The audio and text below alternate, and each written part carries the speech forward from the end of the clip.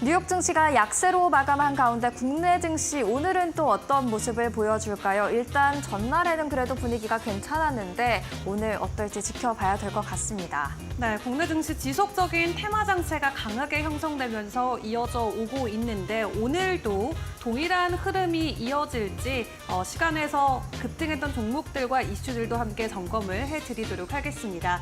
먼저 뉴욕 증시 분위기 다시 짚어보도록 할 텐데요. 간밤 뉴욕 증시 상황 어땠을까요? 네, 3대 주요 지수 약세로 마감을 했습니다. 전체적으로는 쉬어가는 하루였다라고 생각을 하시면 좋을 것 같습니다. 빅 이벤트 7월 FOMC 의사록 공개라든가 잭슨홀에서 제롬 파월 미 연준 의장의 연설이라든가 빅 이벤트를 앞두고서 그동안 많이 달려왔기 때문에 잠시 쉬어가고 있는데요. S&P 500 지수 소폭 하락하면서 5,600선 아래로 내려왔고요. 나스닥과 다우 지수도 각각 0.33%, 0.25% 하락했습니다. 전체적인 분위기도 확인해 보겠습니다. 강하게 오를수록 쨍한 초록색, 그리고 강하게 내릴수록 쨍한 빨강색을 띠고 있는데요. 전체적으로는 조금은 거무튀튀한, 그러니까 상승과 하락이 그렇게 크지 않은 종목들의 움직임을 확인할 수가 있었습니다. M7 종목 중에서도 큰 움직임 나타난 것은 많이 없었습니다. 그나마 엔비디아가 2% 이상의 하락률을 기록하면서 좀 강하게 내렸다라고 표현을 할 수가 있을 것 같은데요. 지난 5일 있었던 대폭락장 이후 가파르게 많이 올랐던 만큼 차익 실현은 나올 수 있을 것으로 예상이 되고 있습니다. 다른 반도체주 한번 보실까요? 브로드컴 1% 이상 내렸고요. AMD와 텍사스 인스트루먼트는 오름세를 보였습니다. 오늘 이렇게 전반적으로 반도체주가 뉴욕 증시에서 하방 압력을 받은 가운데 국내 증시에는 또 어떤 영향을 줄지 체크를 해보셔야겠습니다. 그리고 쨍한 초록, 그러니까 많이 올랐다, 일라이릴리가 주목을 받고 있는데요. 지금 임상실험 관련해서 긍정적인 이야기들이 나오고 있고요. 이에 대해서 월가도 함께 긍정적으로 평가하면서 강세를 보였습니다. 섹터별로 보면 에너지 섹터가 가장 큰 하락률을 기록을 했습니다. 그리고 전체적으로 많은 종목들이 내림세를 보였는데 국제 유가가 지금 힘을 못 쓰고 있죠. 중동 쪽에 지금 긴장감은 조금 완화가 되고 있는 반면에 수요 둔화에 대한 우려는 계속해서 작용을 하고 있습니다. 그렇다 보니까 국제 유가가 배럴당 74달러 선에서 크게 벗어나지 못하면서 에너지주에도 함께 하방 압력을 작용하고 있는 것으로 풀이됩니다. 그렇다면 대형주의 움직임만 한번 자세하게 체크를 해보겠습니다. 엔비디아가 2.12% 하락을 했는데요. 5일 대폭락 이후 급반등했던 만큼 차익 실현 나올 수 있다라는 이야기들 있고요. 일라이릴리가 밤사이에 3% 이상 올랐죠. 비만 치료제가 2형 당뇨병 발병 위험을 94% 감소시킨다는 실험 결과를 제시를 했습니다. 긍정적으로 시장에서 받아들였고요. 그리고 웰스파고도 일라이릴리 최우선주로 보고 있다면서 목표가 $1,000를 제시했습니다. 앞으로도 달릴 수 있는 종목이라는 뜻이 되겠습니다. 마지막으로 테슬라 움직임이 강하지는 않았지만 그래도 이슈 한 가지 체크를 해보셔야 될 것 같습니다. 유럽연합이 중국산 전기차 페널티를 완화했다라는 소식이 전해졌습니다. 완화한 것이지 일단 기존에 부과됐던 관세에서는 추가적으로 높여진 것이기 때문에 이 부분을 호재로 봐야 할지 악재로 봐야 할지 참 애매한데요. 일단 테슬라가 관세율을 초안에서는 30.8%가 예상이 됐다면 이번에 나왔던 수정안에서는 이 관세율이 19%로 그래도 어느 정도 하향 조정되는 모습들이었습니다. 하지만 기존의 지금의 관세율이 10%였기 때문에 이 부분을 투자자들은 조금은 우려할 수 있을 것 같고요. 테슬라의 주가 밤사이에 0.73% 하락세를 보였습니다. 그렇다면 화요일장은 이 정도로 정리를 해보고요. 수요일장도 대비하는 모습 한번 지켜보겠습니다. 애널리스트가 주목하고 있는 대형주, 아직 늦지 않은 종목으로만 꼽아봤습니다. 엔비디아에 대해서 모건 스탠리가 비중 확대 의견 제시했고요. 28일 실적 발표를 앞두고 있는데 이번 실적 발표로 각종 우려들을 상쇄시킨 뒤에 주가 반등할 수 있다라는 의견을 제시했습니다.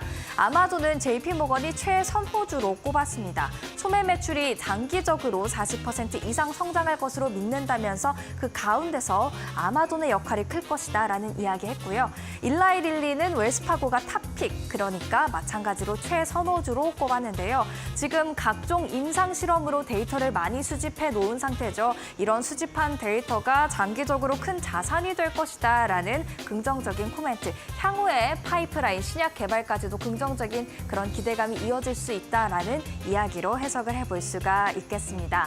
대형주 외에 또 최근 시장에 주목을 받았던 종목들에 대한 애널리스트들의 의견은 어떤지도 체크를 해보도록 하겠습니다. 팔로알토 네트워크스 밤사이에 7% 이상의 급등세를 나타냈습니다. 호실적을 기록했기 때문인데요. 모건슬리가 비중 확대 의견 유지를 하면서 목표 주가는 $390로 상향 조정했습니다. 다양한 제품군의 사이클 그리고 AI 훈풍을 고려했을 때 이 사이버 보안 업체인 팔로알토 네트워크스의 매출 성장할 것이다라는 이야기를 했고요. 울타뷰티 최근에 버크셔 해서웨이가 신규 투자를 했다라는 것이 알려지면서 시장의 주목을 받았었죠. 오펜하이머가 아웃퍼폼 의견 유지를 했습니다. 지금 버크셔의 투자로 조금은 변수가 생기긴 했지만 장기 투자를 할 거라면 조정이 올 때마다 매수를 하는 게 좋을 것 같다라는 의견이었고요. 새로운 경영 전략이 성장을 주도하길 기다리고 있다라는 코멘트도 남겼습니다. 아베크롬비 앤 피치, 올해 들어서 굉장히 많이 오른 종목이 되겠습니다. 이에 대해서 시티는 중립 의견을 제시했습니다. 28일 실적 발표에 앞서서 긍정적이다라는 이야기를 했는데요. 다만 중립으로 제시한 이유, 향후 30일 동안 추가적인 주가 상승 촉매제가 있을지 지켜보겠다라는 의미가 될 것 같습니다. 워낙 많이 올랐기 때문에 여기서 또 달릴 수 있을 법한 내용들이 나올지 실적 발표 전후로 한번 지켜보겠다, 중립이다라는 이야기로 해석할 수가 있겠습니다. 그렇다면 이어서 오늘의 이슈 확인을 해보시죠. 지금 시장이 쉬어가는 가운데 뭔가 좀 잘못된 시장이다라는 이야기가 이날 들려왔습니다. BTIG의 전략가인 조나단 크린스키가 한 말인데요. 5일 이후로 침체 공포가 줄어들고 있는데 TLT 가격이 회복했다는 건 잘 이해가 되지 않는다. 주식시장이든 장기채 가격이든 뭔가 잘못됐다라는 겁니다. 설명을 해드리면요. 이 TLT는 미국의 장기 국채를 담고 있는 ETF가 되겠습니다. 즉 장기 국채의 가격이 올랐다라는 것은 경기 침체의 우려를 반영하고 있다라는 것을 생각해 볼 수가 있겠습니다. 반면에 S&P 500 지수도 함께 올랐는데요. 이렇게 안전자산인 장기채 그리고 위험자산인 주식시장이 함께 오르고 있다라는 것은 뭔가 좀 잘못됐다라는 겁니다. 한쪽에서는 경기 침체 우려를 반영하고 있고 또 다른 데서는 경기 침체 공포를 극복하고 있고 이렇게 다르게 움직여야 할, 보통이라면 다르게 움직여야 할 자산군들이 함께 움직이고 있다라는 것은 둘 중에 하나가 뭔가 조금 가격이 잘못될 수 있다라는 이야기가 되겠고요. 최근 들어서 뭐 W자 회복이 있을 것이다라는 이야기 나오고 있죠. 연관해서 같이 한번 생각을 해보시면 좋을 것 같습니다. 그리고 지금 시장에서는 마지막 10분이 골든타임이다라는 이야기도 나오고 있습니다. 굉장히 중요한 마지막 10분이다라고 JP모건이 설명하고 있는데요. 지금 시장에서는 휴가철을 맞이하기도 했고 또 빅 이벤트를 앞두고 있어서 거래량이 적은데 파월 의장의 잭슨홀 연설 전까지는 주요 촉매제가 없기 때문에 트레이더들이 장 막판까지 주문을 안 넣을 것이다라고 합니다. 즉 하루 종일 지켜보고 있다가 장 막판에 다음 날에 시장을 예상을 하고 주문을 넣거나 아니면 변동성이 줄어들었을 때 주문을 넣는다는 이야기가 되겠습니다. 실제로 월요일장에서 S&P 500과 나스닥 100 지수의 3분의 1 상승폭은 막판 10분에 나왔다고 하는데요. 막판 10분에 바로 노란색 박스를 쳐놨습니다. 잠잠했던 시장이 갑자기 튀어오른 것을 확인을 하실 수가 있죠. 이렇듯 마지막 10분이 빅 이벤트를 앞두고 있는 제롬 파월 미 연준 의장의 입이 열리기 전까지는 이번 주 내내 굉장히 중요할 수 있다라는 이야기를 했으니까요. 여러분께서도 마지막 10분에 주목하시면 어떨까라는 생각을 해봅니다. 이렇게 화요일장 정리해봤고요. 또 주목할 이슈들까지 챙겨봤습니다. 국내 증시에서는 또 어떤 일들이 일어나고 있는지 은주 앵커와 함께 체크해보시죠.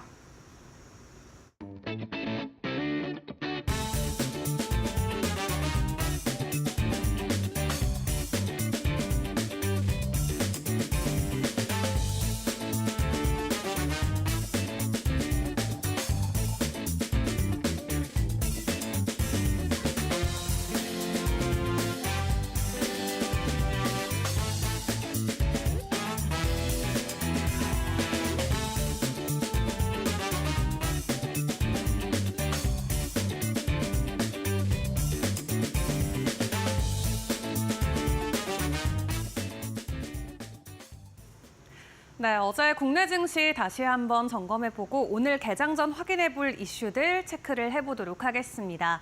이번 주 월요일 국내 증시가 하락으로 진행이 돼서 다소 아쉬웠던 부분들 어제 증시에서 다시금 그대로 만회를 해주는 모습이 나왔습니다. 코스피 쪽에서는 0.8%의 상승이 나오면서 2696선, 2700선 회복을 코앞에 두면서 마무리를 지었고요. 코스닥은 1.28% 오른 787선에 마무리를 지었습니다. 어제 기관과 외국인 쪽의 수급 모두 긍정적으로 국내 증시에 작용이 됐는데 이 기관과 외국인들은 어떤 종목에 관심을 가졌는지 리스트 체크를 해보도록 하겠습니다. 최근 엔비디아의 반등이 다시 이어지면서 어제 국내 증시 안에서도 대형 반도체주들 위주로 긍정적인 상승 모멘텀이 포착이 됐었죠. 외국인들도 SK하이닉스와 삼성전자 가장 많이 담아가는 종목으로 주목을 하기도 했고요. 그리고 어제 SOP 숲, 이전에 아프리카 TV죠. 이 e스포츠와 관련돼서 후원 계약 체결 소식이 전해지면서 장중에 주가는 7% 넘게 상승을 했었고요. 외국인들도 긍정적으로 해당 종목을 담아가기도 했습니다. 그리고 어제 전력 설비에 관련해서 HD현대일렉트릭이나 재룡전기도 긍정적인 상승 흐름 보여줬는데 오늘 시간의 이슈로도 함께 체크를 추가적으로 추후에 해보도록 하겠습니다.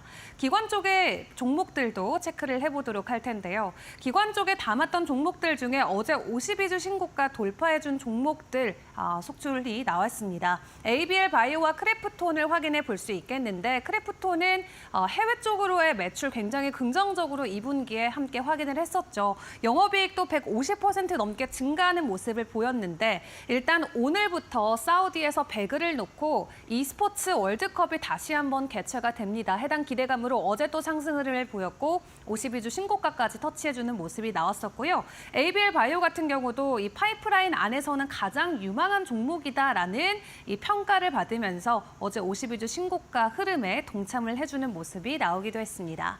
그렇다면 이슈와 섹터 단으로 놓고 봤을 때는 어떤 부분에 집중을 해봐야 될지 함께 체크를 해보도록 할 텐데요. 어제도 여전히 전기차와 관련된 부분에서 대체안으로 떠오를 수 있는 부분들이 부각을 받았습니다. 화재에 대한 우려감이 지속되고 있는 가운데 화재 방지 대책에 대한 기대감에 관련주들이 상한가를 지난주부터 지속적으로 보여주고 있죠. 거의 하루도 빠지지 않고 관련주 안에서 급등 흐름과 상한가가 나타나고 있는 상황인데 어제 애경케미칼이 상한가 안착을 했고요. 이램 또한 상한가 안착을 했습니다. 현재 전기차 배터리로 사용되고 있는 그 배터리 물질을 대체할 수 있는 대체 후보 물질들이 지속적인 상승을 보여주고 있는데 이램 같은 경우도 화재 대응에 가능한 바나듐 배터리를 생산 준비하고 있다는 소식이 장중에 부각이 됐었고요. 애경케미칼 같은 경우는 하드카본을 생산한다는 소식과 함께 급등 흐름에 몸을 실기도 했습니다. 그리고 동일하게 전고체 쪽 꿈의 배터리라고 불리지만 여전히 아직까지 상용화 단계까지는 좀 시간이 남았음에도 불구하고 지난 일주일 동안 급격한 가격 상승을 보여왔었는데요. 이수 스페셜티 케미칼 상한가 안착을 했고요. 이수화학 같은 경우도 28%의 급등 흐름을 이어가기도 했습니다. 일단 정부가 이달에 과충전 방지 시스템과 관련해서 안전 대책을 발표할 전망이라고 하는데 그 전까지 전기차 배터리 화재와 관련돼서 대체제로 부각될 수 있는 관련주들 지속적인 변동성이 나올 수 있다는 부분은 주목을 해보시는 게 좋을 것 같습니다. 그리고 어제 오랜만에 AI 소프트웨어 관련주들이 동반 상승을 했습니다. AI 그리고 반도체 관련주들에 대한 밸류에이션의 부담이 완화가 되면서 미국 증시 안에서 주가가 완만하게 회복이 되자 국내에서 반도체 관련주들도 반등을 했지만 소프트웨어를 진행하고 있는 관련주들이 특히 더 큰 폭의 상승을 보였는데요. SB소프트는 어제 상한가 안착을 했고요. 폴라리스 AI 오랜만에 28%의 급등 흐름이 이어졌습니다. 그럼 오늘 개장 전 우리가 확인해 볼 이슈는 어떤 것들이 있을까요? 첫 번째 이슈부터 열어보시죠.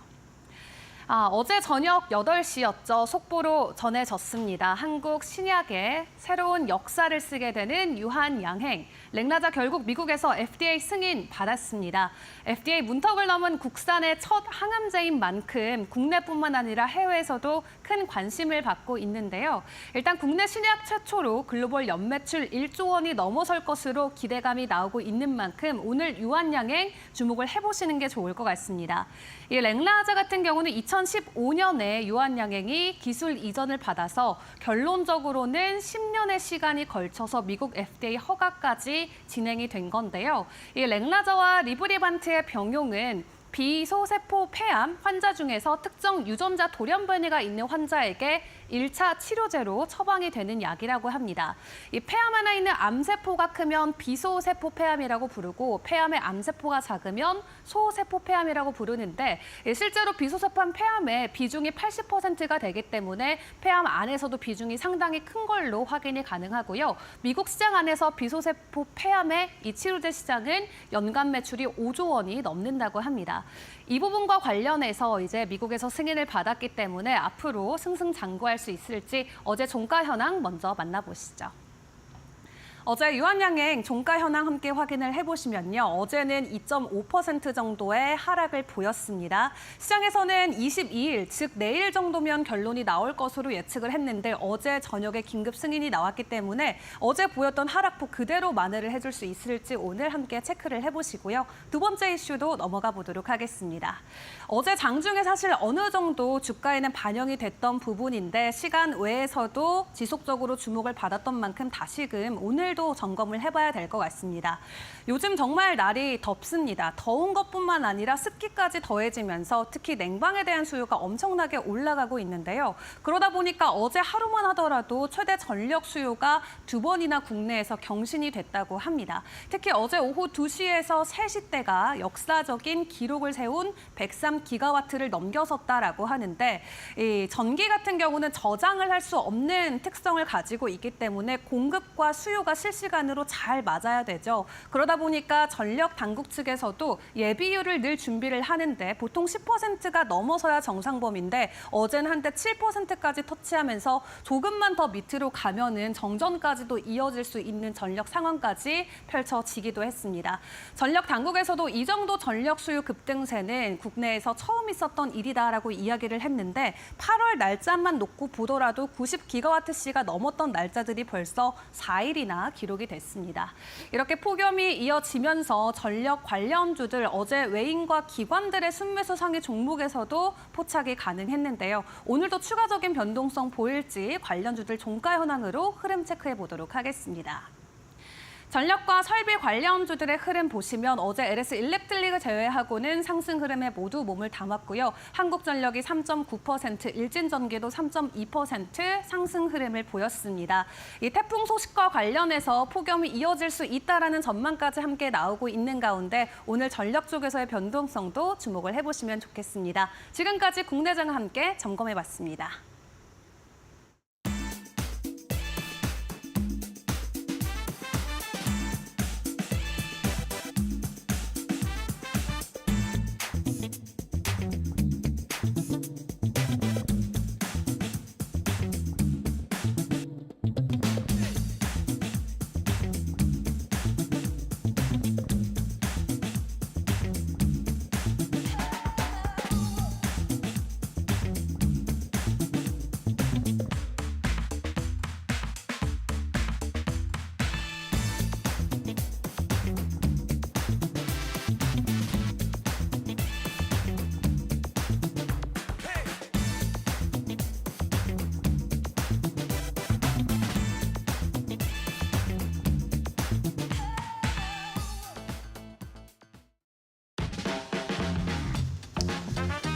네, 여러분 안녕하십니까. 8월 21일 수요일입니다. 아침에 폭우가 있었습니다. 지금 왔다 갔다 하는 것 같긴 한데요. 아침에 비는 좀 준비를 하시면서 출근하셔야 될 것 같습니다. 이데일리 TV 8월 21일 수요일 뉴스 브리핑 시작합니다. 예, 오늘 첫 소식은 산업종 얘기, 반도체 얘기로 좀 바로 넘어오도록 하겠습니다. 우리나라 제조업체들 평균 영업이익률 대략 한 5% 얘기들 많이 합니다. 5%가 넘으면 그냥 뭐 어느 정도 한다라는 거고 5%에 못 미치면 조금 이제 수익성이 떨어진다 뭐 이런 얘기들 뭐 오랫동안 해오고 있는데 삼성전자가 올 3분기에 메모리 쪽 영업이익률이 40%가 유력하다 이런 얘기가 좀 나오고 있습니다. 그 일부에서 나오는 AI 거품론은 좀 과장됐다. 이제 내용이 결국 이건데요. 이 40%다라는 얘기는 올 상반기에 엔비디아가 뭐 70% 영업이익률 얘기가 나왔고 TSMC가 한 50%, 60% 사이 이런 얘기도 나오고 있었는데 그거에 비하면은 물론 뭐 조금 낮을 수는 있겠습니다만 메모리 반도체 가지고 이렇게 영업률 40% 올린다라는 거는 실제 현실화 된다 그러면 대단한 일이고요. 올 1분기에 8%, 2분기에 22%였거든요. 삼성전자 영업이익률이. 근데 그게 3분기에 40%로 간다 그런다면 2분기에 비해서 거의 2배죠. 그다음에 1분기에 비해서는 어떻게 됩니까? 8%니까 8, 5, 40, 5배가 오르는 거니까 엄청난 그런 영업이익률을 기록한다가 그걸 거꾸로 얘기하면 그만큼 삼성전자의 이 D램 쪽과 낸드 플래시 쪽의 수요와 단가가 이것들이 굉장히 좀 좋다, 역대급으로 좋다 이렇게 볼 수가 있겠습니다. 물론 SK 하이닉스도 이제 비슷하게 보시면 될 것 같은데요. AI 거품론 얘기가 사실은 최근에 이제 몇 달 전이죠. 최근 그 뉴욕 시장 상반기 넘어가면서 하반기로 넘어오면서 뉴욕 시장이 계속 좀 부진했었던 한 10% 전후로 좀 조정을 받았던 가장 큰 이유였습니다. 여기에다 이제 미국의 경기 침체 얘기가 좀 섞이면서 이제 낙폭이 커졌고 엔캐리 트레이드까지 이제 붙이면서 주가가 더 빠졌었던 거였는데 그때 사실 촉매제 역할을 했던 게 골드만삭스에서 나왔던 AI 거품에 대한 보고서였죠. AI가 돈은 많이 들어가는데 돈은 못 번다. 뭐 골자는 그거였는데 이제 그런 부분들이 그래서 시장에서 계속 의구심이 없는 게 아닙니다. 그럼에도 불구하고 삼성전자나 SK하이닉스가 이 영업이익률이 3분기에 이렇게까지 더 급등을 한다 그러면 사실은 골드만삭스에서 나왔던 또 시장에서 계속 갖고 있는 AI 거품론에 대한 의구심은 상당히 좀 덜어낼 수 있지 않겠냐. 이렇게 결국은 시장에서 나오고 있는 이런 우려, 의문, 그다음에 의심, 의혹 이런 어떤 불확실성, 불안정성에 대한 부분들을 이 현장에 있는 기업들은 실적으로 숫자로 이거를 이제 상쇄하고 있다 이렇게 볼 수가 있겠습니다. 영업이익률 보시면은 3분기 그렇고 4분기도 계속 그렇게 나올 것으로 좀 얘기가 되고 있고요.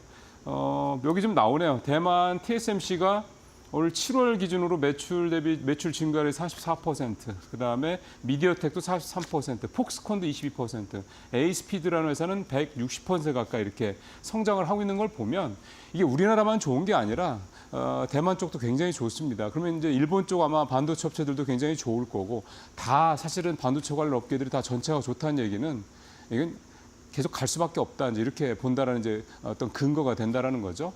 삼성전자, SK하이닉스 외국인들과 개인들이 지난번 그 8월 초에 급락장 때 많이들 저가 매수를 했는데 그 효과를 지금 계속해서 좀 보고 있는 상황입니다. 자, 또 실적 얘기 이제 계속 해야죠. 2분기 이제 시작 시즌 끝나고 난 이후니까요.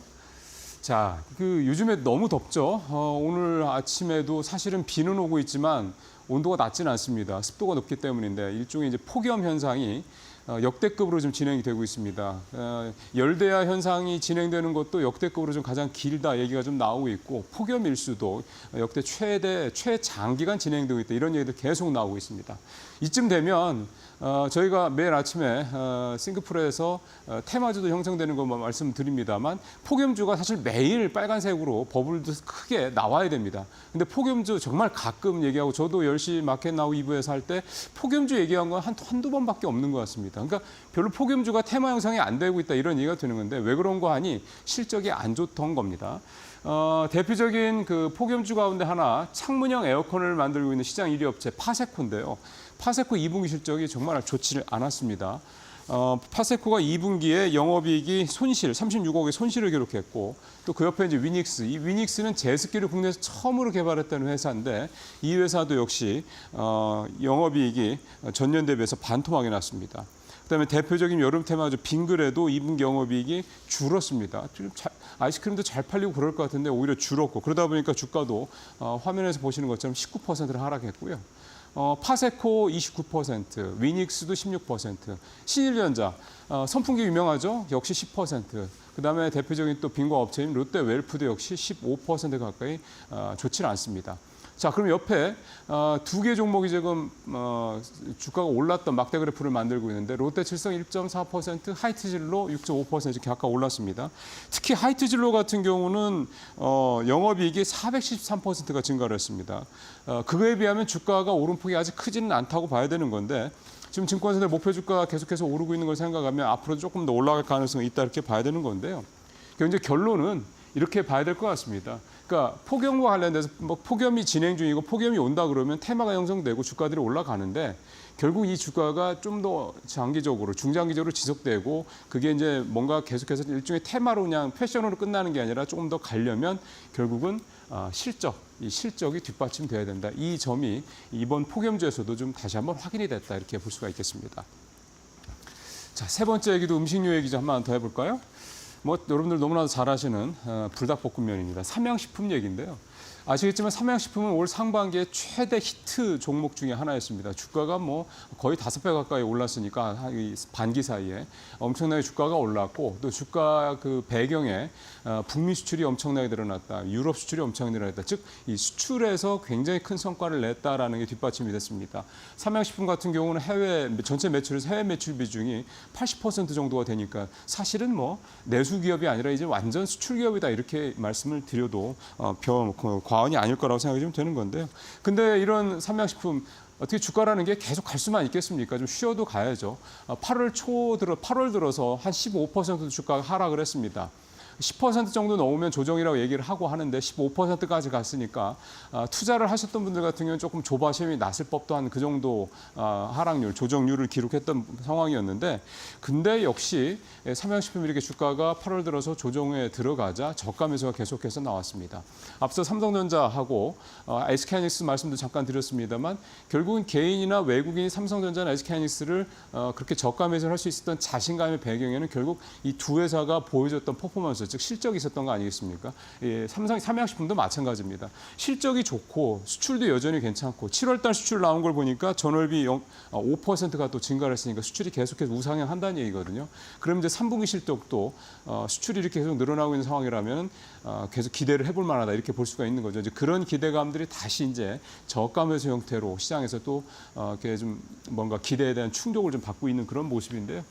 보시는 것처럼 삼양식품 70만 원까지 넘었다가 8월 20일 현재 52만 원 중반까지 이렇게 떨어진 상황이어서 다시 좀 저가 매수가 벌어지고 있는 상황을 감안한다면 삼양식품이 하반기에도 또 한번 상반기 때처럼 갈 수 있을지는 뭐 모르죠. 아무도 모르지만 어쨌든 다시 우상향 곡선으로 그래프를 좀 바꿔갈 수 있겠다. 이런 기대감도 좀 가져와 봅니다. 자, 오늘 마지막 얘기는 금 얘기를 좀 해보도록 하겠습니다. 오늘 뭐 일간지 보니까 금 얘기들 안 한 데가 별로 없을 정도로 금값이 많이 올랐고 뭐 천정부지로 치솟는다 이런 얘기를 하는 기사들을 좀 여러 군데서 봤습니다. 지난 16일 기준으로 국제금값이 온스당 2,509달러. 역대 최고치를 기록해 처음 2,500달러를 넘었고요. 뉴욕 상업거래소 기준으로 보면 12월 인도분 금선물 가격이 2,544달러입니다. 지금 네이버에서 국제 금값 최근 1년치 추이를 좀 보여드리는 그래프를 가져왔는데 보시는 것처럼 계속 우상향입니다. 마치 우리가 S&P 500 같은 이런 우상향하는 그런 미국 시장의 주시장 인덱스를 보는 것 같은 비슷한 정도로 계속해서 올라가고 있는 그런 모습이 나타나고 있는데 금값이 오르는 이유 뭐 일단 기본적으로 금리나 기대감이 있는 거죠. 금리가 떨어지면 달러 가치가 떨어지고 달러 값이 떨어지죠. 보통 금은 달러랑 반대 방향으로 움직이니까 그런 면에서 달러 값이 금값이 올라가고 있다 이런 측면도 볼 수 있고 또 하나는 또 잘 아시는 것처럼 금은 대표적인 안전자산입니다. 그러다 보니까 이제 경기 위축에 대한 경기가 이제 아무래도 좀 다운되는 거에 대한 생각들을 좀 계속 하시는 것 같습니다. 지표들 좀 그런 것들이 많이 나타나고 있고 그러다 보니까 안전자산의 손해 현상도 있었고 최근에는 약간 약간 속보성 그런 재료로서는 중동의 진압적 리스크 이런 부분들도 있었습니다. 그런 부분들 작용을 했는데 그래서 금값이 최근에 좀 많이 올라서 이런 상황들이 좀 전개가 됐는데요. 여기에다 굳이 하나 덧붙이자면 중국 인민은행이라든가 러시아 중앙은행에서 금을 계속해서 사들이고 있다. 뭐 이런 수급적인 측면도 좀 있고요. 근데 오늘 이제 아침에 뉴스가 새벽에 이제 외신에서 나왔습니다만 하마스에서 이란이 이스라엘을 금방 공격할 것 같지 않아요? 라는 식의 얘기가 나왔습니다. 그러니까 이란이 이스라엘을 공격하지 않을 수도 있다. 그러니까 보복 공격을 안 할 수도 있다. 이런 얘기가 나오는데 이게 일종의 페인트일 수도 있고 아니면은 정말 여러 가지 상황을 고려했을 때 이란이 이스라엘을 공격해봤자 승산이 없다. 또는 실익이 없다. 이렇게 판단했을 수도 있습니다. 어쨌든 근데 지정학적 리스크가 꽤 둔화될 것으로 예상이 된다고 했을 때 유가도 그래서 오늘 좀 떨어졌습니다만 금값도 아마 이런 지정학적 리스크에 대한 안전자산 손해현상 부분에 대한 어떤 수혜는 조금 둔화될 수 있다. 그럼 금값이 지금의 어떤 그런 계속 상승세에서 조금 상승폭이 둔화되거나 하락세로 살짝 내려갈 수 있다. 이런 부분도 감안하시면서 금 투자 부분은 지금 이랬으니 이제 내가 좀 들어가야 되겠구나 이렇게 생각하실 상황은 아닌 듯하다. 이래 생각을 해서 말씀을 드렸습니다. 오늘 뉴스 브리핑 마치겠습니다.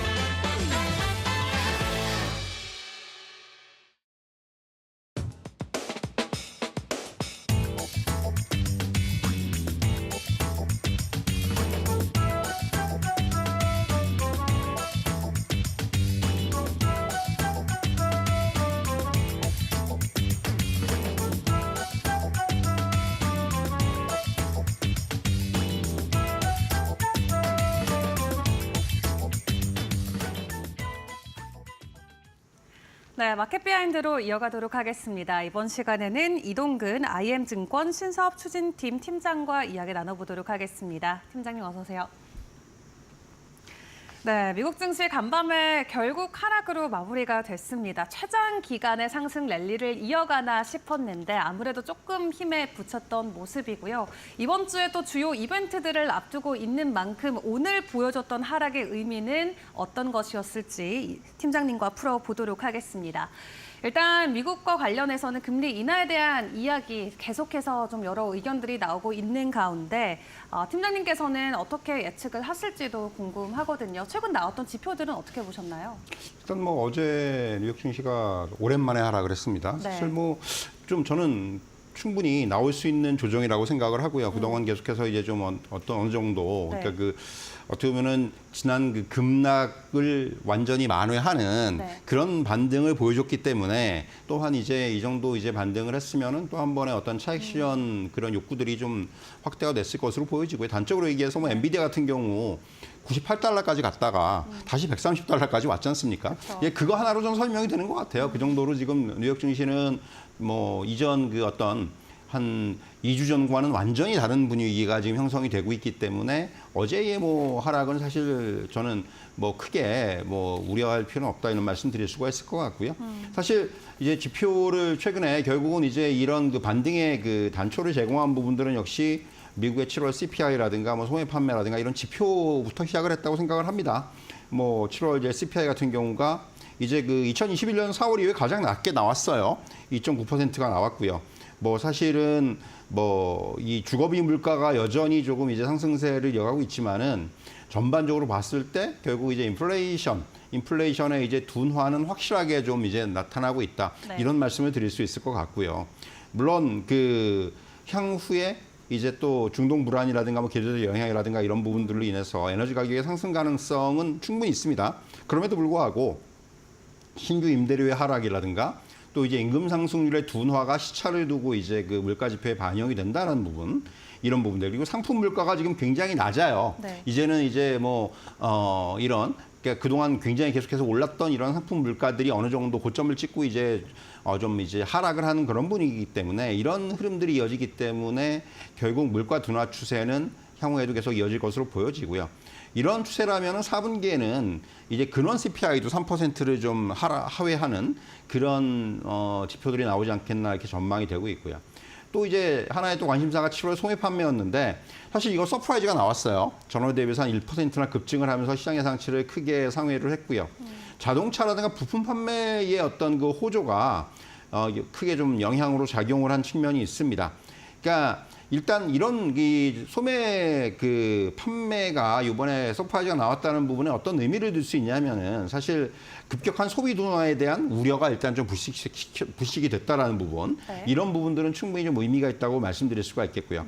다만 이제 그런 거죠. 향후에는 인플레이션 영향은 축소가 됩니다. 그러면서 실질 소비 여력은 개선될 것으로 보이지만은 이미 물가 수준은 좀 높아져 있는 상황이고요. 그렇다면 향후에 이제 고용이라든가 이런 쪽이 결국은 또 키가 되는 거죠. 뭐 급격히 고용이 둔화된다든가 이렇게 되면은 소득이 좀 줄어들고 뭐 소비 여력이 둔화가 되고 이렇게 되면은 이제 상당히 또 이제 향후에 어떤 소매 판매에 대해서는 좀 부정적일 수가 있는데 결국 이러한 그 속도가 어떻게 잘 그 완화가 될지 여부, 이런 부분들이 굉장히 중요하지 않겠는가 이렇게 말씀드릴 수가 있겠고요. 그러니까 시장에서는 일단 이러한 어떤 그 CPI라든가 소매 판매 결과에 좀 크게 좀 고무된 모습을 보이면서 최근에 반등을 이끌었다 이렇게 말씀드릴 수 있을 것 같고요. 결국 이제 9월 연준 FOMC에서 금리 인하는 기정사실화되어 있습니다. 그런 가운데서 결국 이제 중요한 것은 금리 인하 폭, 또 향후 속도, 이런 것들이 좀 관건이 될 것으로 보여지는데, 그렇기 때문에 어떤 물가의 둔화가 이어지는 가운데서 고용이라든가 경기 지표의 중요성은 더 커질 것으로 전망이 되고 있고요. 지금 사실 지표만 보면은 이제 어떤 급격한 고용 감소라든가 또 경기 침체에 대한 우려는 좀 줄어든 것이 확실해요. 그래서 시장의 변동성도 좀 진정이 되고 있고요. 그래서 이제 뭐 한 지난주만 하더라도 연준이 뭐 이제 B컷 뭐 0.5% 이상 내리는 것이 아니냐 이런 그 얘기가 있었는데 이제 이런 가능성은 상당히 낮아졌다고 말씀드릴 수가 있을 것 같고요. 연준도 사실은 지금은 과도한 완화를 하면서 물가가 다시 강해져서 금리를 인하하다가 또 올리게 되는, 이 과거에도 이런 어떤 그 한번 또 이런 상황들이 있었기 때문에 사실 이런 시나리오를 가장 경계하고 있습니다. 그렇기 때문에 사실은 9월에 이제 25bp 인하, 그리고 나서는 지표의 추이를 확인하면서 추가 인하의 시점이라든가 강도를 조정할 것으로 예상을 하고 있고요. 저는 사실 뭐 이전에도 말씀드렸지만은 9월 25bp 또 이제 11, 12월 25bp 이런 식으로 지금 어떤 연준이 가장 지금 기본으로 지금 우리가 이제 보고 있는 어떤 그런 정도 수준의 금리 인하가 나오지 않겠는가 이렇게 좀 말씀드릴 수가 있을 것 같아요. 네, 어쨌든 인플레에 대한 좀 확신의 시장도 가지고 있는 것 같은데 또 다른 변수로 이제 작용될 게 사실 고용이기 때문에 고용에 더 많이 집중하는 분위기가 요즘에도 이어지고 있는 것 같습니다. 또 간밤 나왔던 소식을 확인을 해보면 연간 고용 데이터가 수정될 수 있다. 그래서 우리가 예상하는 것보다 훨씬 더 냉각된 신호가 고용 시장에서 나오고 있는 것일 수도 있다라는 우려감이 있는데 고용 쪽과 관련해서 일단은 크게 우려하지 않고 그냥 지켜봐도 괜찮을까요? 일단은 뭐 지금 말씀하신 대로 그 저도 간밤에 이제 그런 얘기들 이제 네. 고용 그 데이터의 수정이라든가 이런 부분들을 좀 이제 보고 있는데 이거는 일단 단기적인 부분과 조금 이제 어떤 추세적인 부분을 같이 봐야 될 것 같아요. 단기적으로는 아시겠지만은 뭐 이제 허리케인의 영향이라든가 이런 부분들이 사실은 좀 작용한 측면이 있습니다. 지난달 지표도 그렇고 이번 달 지표도 아마 그런 것들이 좀 이제 반영이 될 가능성이 있는데 이런 부분하고 이런 부분과 이렇게 이제 어떤 일시적인 부분과 어떻게 보면 이제 추세적으로 봤을 때 그렇다면 정말 고용이 급격하게 전환됐냐. 그러니까 결국 지금 시장이 바라는 거는 둔화가 되는 건 좋은데 이것이 상당히 좀 이제 점진적으로 스테디하게 이런 식의 어떤 둔화를 원하는 거고 결국 연준이 어떻게 보면 연준의 정책적인 방향 결정도 그것에 대해 결정될 것으로 보여지고요. 다만 이제 앞에서 말씀드렸다시피 사실 이제 어떤 그 이런 부분들로 인해서 연준이 그 금리를 좀 급격히 인하하는 건 약간 시장에 좋은 것만은 아니지 않습니까? 그렇기 때문에 사실은 이 고용이 어느 정도 조금은 좀 이번에 이제 지표의 어떤 수정이라든가 이런 부분들을 감안했을 때 좀 어떤 급격한 둔화보다는 안정적인 완만한 둔화를 좀 이제 바라는 것이 어떤 그 지금 시장의 마음이 아닌가 이런 말씀을 드릴 수가 있을 것 같아요. 네, 골드만삭스는 현재 상황에서 최대 100만 개까지 일자리가 줄어든 것 같다라고도 전망을 하고 있는 만큼 7월에 우리가 고용 보고서 확인하고 시장이 화들짝 놀랐던 그런 현상이 다시는 펼쳐지지 않았으면 좋겠다라는 마음으로 일단 데이터 계속 지켜봐야 될 것 같습니다. 자, 그리고 이제 2분기의 어닝 시즌 지난주로 다 마무리가 됐죠. 한국과 미국 나름 나쁘지 않은 성적표를 받아들긴 했는데 한국과 미국만 놓고 봤을 때 어디가 더 잘했다라고 평가하세요?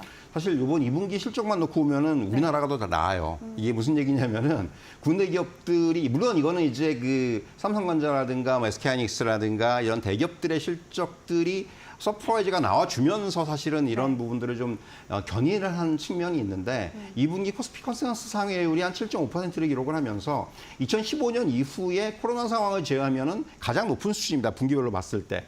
이게 이제 이러한 흐름이 3분기에도 아마 이어지지 않겠는가라는 좀 시장의 기대가 있습니다.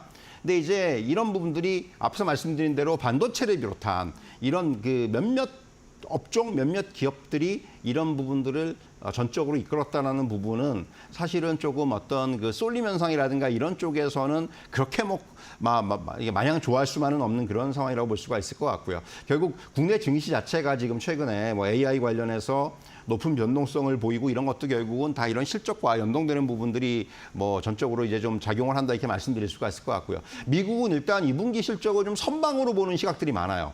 이게 S&P 500의 어떤 합산 순이익을 보면은 컨센서스 상회 폭이 한 4.1%를 기록하면서 이전 분기들보다 낮아요. 보통 S&P 500 그 컨센서스를 보면은 굉장히 좀 보수적으로 보다가 이 부분을 이제 뛰어넘는 기업들이 많이 등장을 하는 것이 일상적이었는데 이번에는 그 퍼센티지가 상당히 조금 낮았다라는 거죠.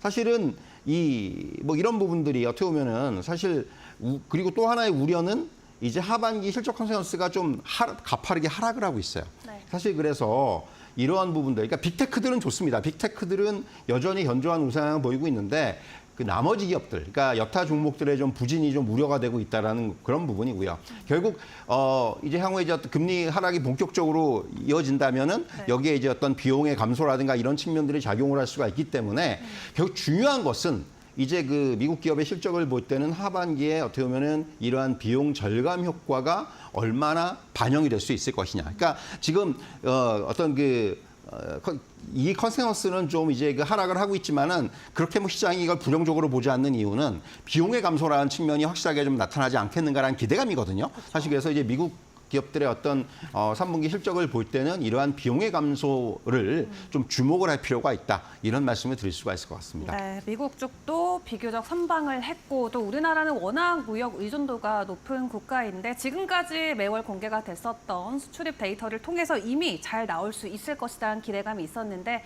역시나 좋은 성적표로 증시에게는 긍정적인 또 부분에 작용이 됐던 것 같습니다. 자, 그렇다면 이제 이번 주에 남은 증시 일정, 잭슨홀 미팅을 앞두고 있고 이제 또 파월 의장의 연설까지 준비가 돼 있습니다.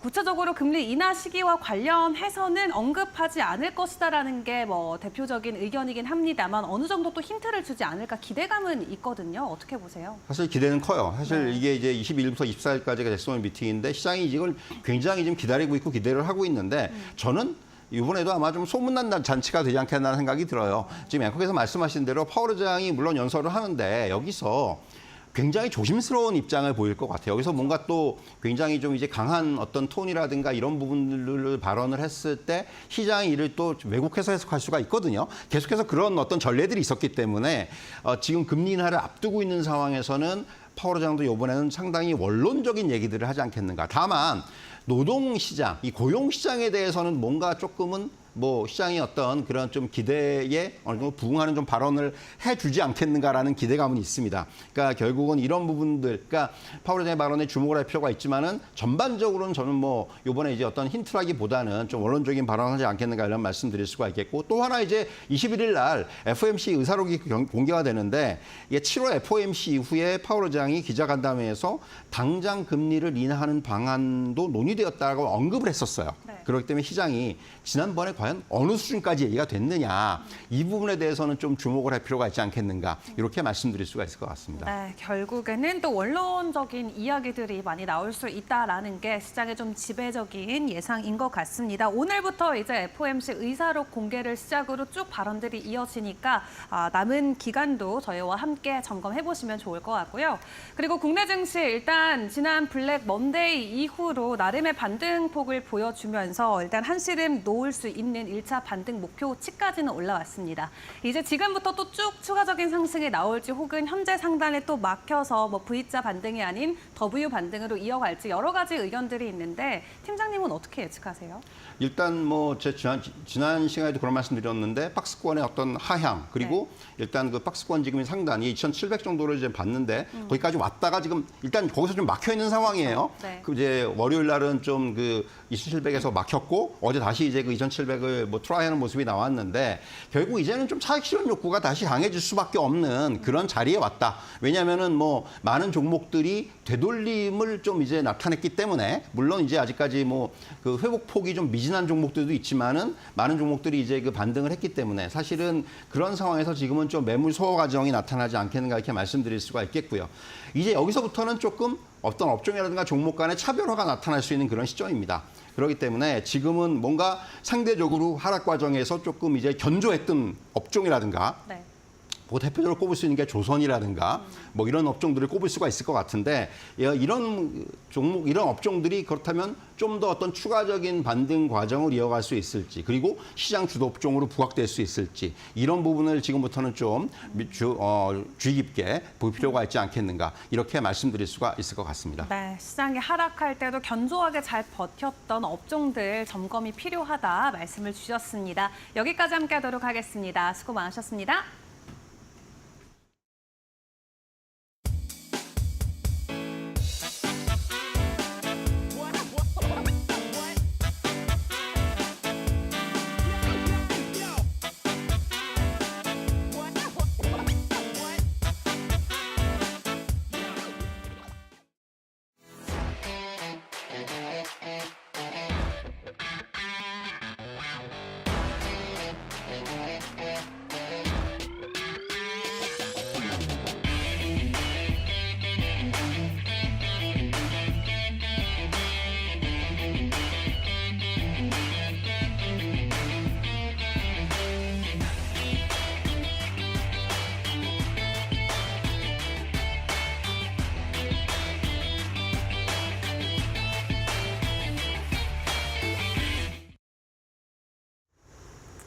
어제 코스피 지수가 2,700선 회복을 도전했지만 아쉽게도 이루지 못한 채 마감을 했었는데요. 그래도 2,700 눈앞에 두고 있는 만큼 오늘 뉴욕 증시와는 별개로 좀 잘 달려줬으면 하는 마음이 있습니다. 네, 그리고 또 간밤에 유한 양에게 이 FDA 승인 소식까지 전해졌던 만큼 제약바이오 지금까지도 강했지만 오늘도 다시 한번 훈풍 이어갈 수 있을지 개장 상황까지 저희와 함께 꼼꼼히 챙겨보시면 좋을 것 같습니다. 저희 오늘 준비한 소식은 여기까지 함께하도록 하겠고요. 내일 아침에 다시 인사드릴게요. 오늘도 함께해 주신 여러분 고맙습니다.